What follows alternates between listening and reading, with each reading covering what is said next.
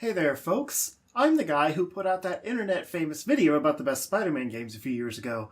And apparently the internet doesn't think I know anything about what makes a good comic book game, so let's try again, shall we? That's right. It's May, so that means Marvel Month is back. It seems like every year some big Marvel movie comes out in May, so of course I do my best to capitalize on all that hype.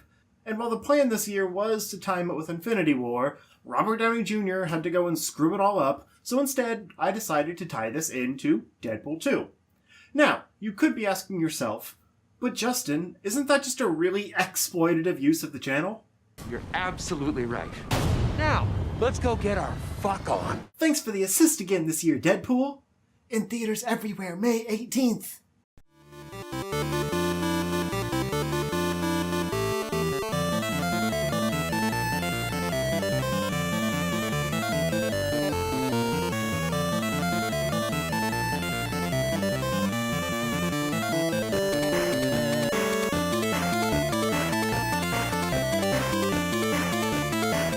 This year, I wanted to highlight some of the best Marvel games not based on movies. Well, these days it seems like all we get is mobile cash-ins and LEGO games, and Marvel games have never really had an amazing track record anyway. You look terrifying. I look awful. Randy Savage or something. I'm crooked, too. I'm perpetually leaning. There are a handful of titles over the year that I still remember fondly and wanted to share. The only restrictions for this list are that they can't be based on movies, and I'm not including anything newer than the GameCube, PS2, Xbox console generation. This is by no means an all-inclusive list. Just more the games I feel like don't get highlighted as much on similar types of lists. But enough from me. It's time to explain the first game on the list.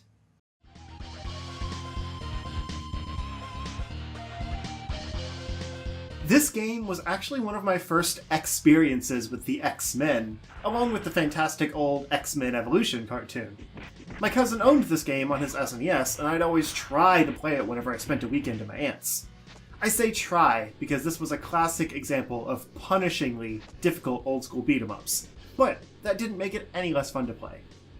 It was a fairly limited cast of playable characters, but with some interesting picks, like Gambit with his long-range card attacks and sassy Cajun charm, Psylocke with her cool flips and impractically tight spandex, and especially Beast, with his brute strength and fun ability to cling to ceilings. Rounding out the cast are old stables like Wolverine, with the ability to use his claws on walls as well as bad guys, and Cyclops with his eye-beams and nothing else noteworthy because he's a boring hero type. The story is pretty basic, with Magneto trying to destroy the mutant liberation island of Genosha, and the X-Men have to go through various levels to stop his lackeys from completing their tasks. But each level is visually interesting, and the characters all have their strengths and weaknesses to encourage players to try them all. Which you will, because each character has their own level that plays to their strengths that must all be completed in order to move on, similar to a Mega Man game. There's not a lot to explain about this game, really. It's just a really polished platformer fighting game with a lot of move variety for each character. And while to this day it's still too hard for me to get very far, it's still one of the most memorable experiences on the SNES. Is that enough X-puns for you yet? No? Good, because there's another X-Men game coming up next. I know a lot of people praise the Marvel Ultimate Alliance games over the XMen Legends games, and while those are admittedly a little more polished and have a larger cast to play, I actually prefer the XMen Legends games for their simplicity and more focused storytelling thanks to just sticking to X-Men lore. I chose the second one though because it has a better interface to customize characters and a more interesting cast of characters thanks to the inclusion of Brotherhood members. This story revolves around the Brotherhood being forced to work with the X-Men to stop a common threat, the aptly named Apocalypse. The player's goal is to throw a random group of 4 heroes or anti-heroes into a party and complete objectives using Diablo-style gameplay and character-specific superpowers to explore the landscape. Jean Grey can fly, Nightcrawler can bamf while being a bamf, Rogue can use super strength, which is still kind of weird, but whatever. You can play alone, switching between whatever character you need at the moment while letting the computer handle the rest with surprisingly good AI, or you can bring up to 3 friends along for some multiplayer action that makes this game infinitely better. Which is why I forced my wife to capture the footage with me, even if she didn't quite understand what was happening. Is Grizzly helping us? Are we We're fighting him? him. Oh, oops. This game is admittedly pretty ugly by today's standards, and it really wasn't anything to look at originally. Plus, there's not anything, terribly standout about the gameplay, aside from the feeling of being in control of all these different X-Men and their full power sets, after you level them up and unlock more abilities, that is. But if you're a fan of Diablo-style games, this is one of the best options on the GameCube, especially if you bring friends along. And it's just a lot of fun to mix and match different groups of your favorite X-Men and team up for combo attacks or just screw around beating up spiders.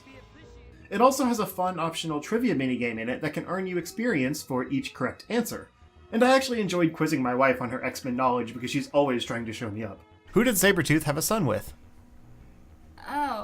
Gross. Mystique? She'd be having everybody's babies. What is Lady Deathstrike's real name? The Japanese one. Cool. I don't want to butcher it. Before joining the Brotherhood, Blob worked at... It was a traveling circus. Lady Deathstrike's father developed a process for... Bonding adamantium to Bane. What X-Man did Polaris have a relationship with? Havoc. Okay, she still kinda schooled me. Dang it. Moving on.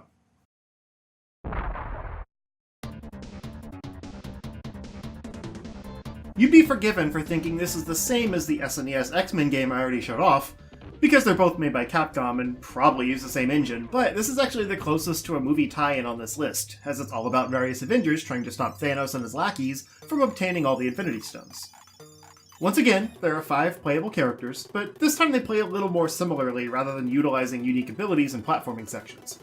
Hulk is obviously the strongest, but he's also extremely slow, and it can be hard to aim his big dumb limbs against the enemies. Iron Man has some interesting attacks, but is ultimately just not as fun to play as because of how clunky he controls. Captain America is by far the most well-rounded as far as power and speed, and his attacks are satisfying, making me kind of wish this was just a Captain America game. Spider-Man feels underpowered and weak, and finally, Wolverine is back, and while he's pretty fun, he doesn't play as well as in his own X-Men game, so it just makes me wonder why they changed him, or didn't include someone else instead, like maybe Thor or something, I don't know. Put Hawkeye in there, Infinity War didn't.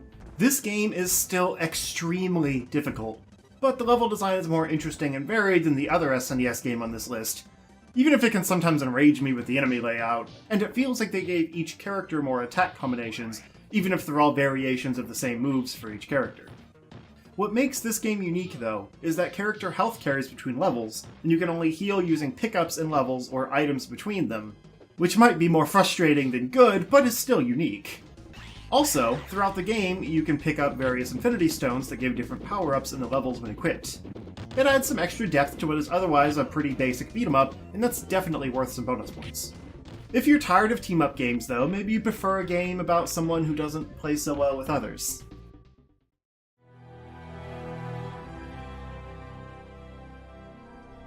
This is a game that I actually missed when it first came out, because it came out during an era of a lot of bad movie tie-ins, and I thought it was just another one of them. But while it released around the same time of the bad Punisher movie, it's actually a totally unique experience based on the very mature comics. Damn it, Castle. This was my favorite bar. It plays similar to other third-person shooters of the time, like Max Payne, where you run through the levels blasting bad guys and hiding behind cover. But it has a few new mechanics that make it feel worthy of the Punisher name. If you get close to an enemy, for example, you have an option to grab them and use them as a human meat shield, which honestly just never gets old. Especially since the cover system in the game isn't that great, so it's way easier to just go through every level with a hostage for cover. You can also trigger interrogations to get details about the next objective, and while they're all cool in a gross way, there's some that are conditional and required to progress, and they can be absolutely brutal. So brutal, in fact, that the developers were required to censor the deaths to avoid an adult-only rating for the game. Yeah, this is Punisher done right. One unique feature I don't really care for is the blind rage power, where Frank's vision goes dark but enemy locations are highlighted, and you can just fling unlimited knives at bad guys until the meter runs out. In theory, it's a clever way to mix up combat against large rooms of enemies and just feel brutal. But in practice, it's kind of confusing because any obstacles in the room are still there, so you're never really sure where you're hitting. The game plays extremely well though, and while it is pretty much just running through various apartment buildings and warehouses blasting away thugs with shotguns and assault rifles over and over, there's enough different mechanics to that combat that it doesn't really feel repetitive. There's also some cool upgrade mechanics outside of levels that can unlock various power-ups for Frank to take into the next level. On top of all that, the game looks extremely good for a licensed PS2 game, though it's clear they put more detail into Frank than anything else. All in all, the most impressive thing about this game is that despite my not really having nostalgia for it, it still impresses me enough to include it on this list. It doesn't hold up to the better gun mechanics of modern shooters, but it's surprisingly good for what it is. What's less surprising, though, is a good Marvel fighting game. I'll admit, I didn't really have a transition for this one. Sorry. There's been plenty of good Marvel fighting games before, that's not why this one's on the list. But this is actually the follow-up to a series of good X-Men fighting games called Mutant Academy. It was the first one on a new system, hence being called Next Dimension, and made a shift to fully 3D environments, so there were concerns that it wouldn't retain the quality after they dropped the Mutant Academy naming, but luckily, all the developers did was go from mimicking Street Fighter to mimicking Dead or Alive without losing any of the polished fighting quality in the shift to full 3D. It has a very impressive roster of characters, from the well-known to the obscure, and they all feel unique and fully realized with their power sets. This is a classic 4-button fighter, with buttons for high and low, punches and kicks, grabs, and a myriad of combos to string together weapon attacks and special powers. It all feels very fluid, but also not overwhelming to newcomers. My wife, who doesn't really care for fighting games, was even getting into it with how natural the combos flow together and make everyone feel like they're actually superpowered. She might have gotten into it a little too much, actually. Bitch! How dare you? I will kick you! Yeah, kickboxing. Let's do it. Rude. How did you get the upper hand? The upper foot? Thoroughly disappointing. My personal favorite fighter was Gambit, because I think it's the most fun I've ever had playing as him in a video game, but they all have their cool moves. The game also has a special move meter that fills as you do different attacks, and you can unleash super moves with simple button combos once it's full that can change the tide of battle. Add in the destructible environments, and you've got all the makings of a deep fighter that I'm surprised more people don't talk about. Unfortunately, there's not much in the way of extra modes. There is a story mode that tells a pretty decent story using some kind of chunky-looking cutscenes, but it's still just a series of fights with cutscenes mixed in. And the arcade mode is also just more of the same. A lot of modern fighters have found ways to mix different modes into their games, but this game came out in a time when that didn't really happen, except in Mortal Kombat, which I've already talked about before, so I don't hold that against the game, but long story short, this is just a really good fighting game that gets all the characters right, and any kid that's always wanted to be these characters couldn't really do better than play this game. Unless they know a way to actually become a mutant, but if you know that secret, you better hook me up, you know? I'm tired of just letting spiders bite me just to see if they're radioactive. The hospital bills are getting really expensive. But if I can't actually be Spider-Man, I can do the next best thing. There's plenty of Spider-Man games I could put here, but as I mentioned at the beginning of this video, I've talked about plenty of others, so I wanted to focus on one that many people said I missed. And I agree, this game very much deserves more spotlight. So here it is. Seemingly, as a way to advertise the new Ultimate line of comics, which began around the same time this game came out, the story follows a young Spider-Man swinging around the city, taking care of petty crime, beating up the bad guys, completing optional side missions such as foot races, and more. What makes this different from other Spider-Man games, though, is that it sometimes shifts focus to Venom as a playable character as well, who has a similar playstyle but his own set of moves and urges. Seriously, the dude just sucks the life out of children. Venom doesn't mess around. I think what I like most about this game, though, is how real it makes New York feel. The scale of the city is easily the largest it's been up to this point, even if the system can't quite handle that scale very well, and the sheer amount of activities and collectibles hidden around the city encourage exploration through every alley and on top of every skyscraper, which is good because controlling Spider-Man is an absolute joy in this game. Swinging, web-zipping, and wall climbing are all just a button press away, And because this is one of the worlds where your webs actually have to stick to something, unlike most of the older games, you'll use them all in tandem to get to the highest points of the city. This game is also awesome because of the creative liberties it can take from the source material, not being tied to any movie or specific comic book storyline, which means they have the whole breadth of the Ultimate Universe to work with. And I've said before how much I love the Ultimate Universe. You'll see everything from casual references to S.H.I.E.L.D. to full-on cameo appearances from other characters such as the Human Torch, and the whole game just has a beautiful comic book brought to life style to it that really makes you feel like you're playing your favorite comic book issue. And as someone that read every issue of Spider-Man's Ultimate Run, they nail that aesthetic, especially in the cutscenes. This is also a game that's full of extras, from collectible comic book covers to full-on character models and even alternate costumes, which are always the best part of any Spider-Man game. As excited as I am for Insomniac's new Spider-Man game, I also would love to see this game's full potential realized on modern consoles. Imagine this art style, but with the hardware power to have all the detail around the city, no matter how high your vantage point. Man, I just got lost in my own idea. Sorry. I friggin' love Spider-Man games. And the Ultimate Universe. Spider-Man wasn't the only game to advertise this universe, though. Now this is a game that surprised me with how good it is. Hulk has always been a hard character to put in a game because of how strong and hard to control he is. The whole point of the character is that he's a big dumb brute fueled by rage. How do you really map that to a controller? Well, by making the gameplay all about being a big dumb brute destroying everything, that's how. This is basically a 3D Rampage game, but swap out the monkey for a Hulk. The concept is extremely simple, and the story is nothing terribly special. It's pretty much the Incredible Hulk movie with that Abomination guy and the whole military trying to stop Hulk from smashing. The reason it's the #1 game, though, is because it is extremely satisfying to play. Hulk can run up walls or leap entire buildings in a single bound, and every time he lands, he leaves a powerful, crater-sized thud.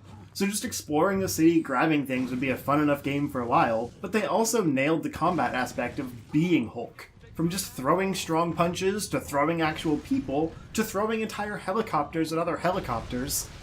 Hulk really likes throwing, I guess. You can also execute special attacks through certain context-sensitive actions, such as ripping a vehicle in half and using each half as 2-ton brass knuckles. You also fill a power meter the more stuff you smash, and when it's completely full, Hulk can rage out and absolutely nothing is safe from his wrath. This is the only game I know of that completely captures what the essence of Hulk is, and is one of the best examples of actually playing as a fully realized superhero in general, really. Right up there with the Batman Arkham games on the scale of I can do everything the character can do and it feels so accurate. There's a bit of variety to the actual missions also, outside of just smashing people, places, and things, but there honestly doesn't really need to be. It's just having the opportunity to run around as Hulk in the concrete jungle is its own reward. It's a shame we haven't gotten any newer Hulk games that use this one as a template, because I think a Hulk game with the level of destructibility of a Crackdown game, for example, would be huge. But this game has actually aged really well, so I have no problem just playing it more instead. At least until that new Avengers game from Crystal Dynamics comes out. Maybe that'll have some awesome Hulk action too. Well, that's it. 7 of the best Marvel games money can buy. Or that can be pirated on the internet. Your call. As always, let me know what you thought of the list in the comments below, and I swear, if anyone mentions a game I missed that's either a movie tie-in or just too new, I will Hulk smash you. Don't tempt me. I might look like I could be knocked over by a strong wind, and you're not wrong. Oh. Were you expecting a butt there? Yeah. That would be nice, wouldn't it? Anyway, last but not least, you might have noticed there wasn't really any kind of Deadpool tie-in in this video, outside of the one I kind of X-forced into the beginning. And you're not wrong.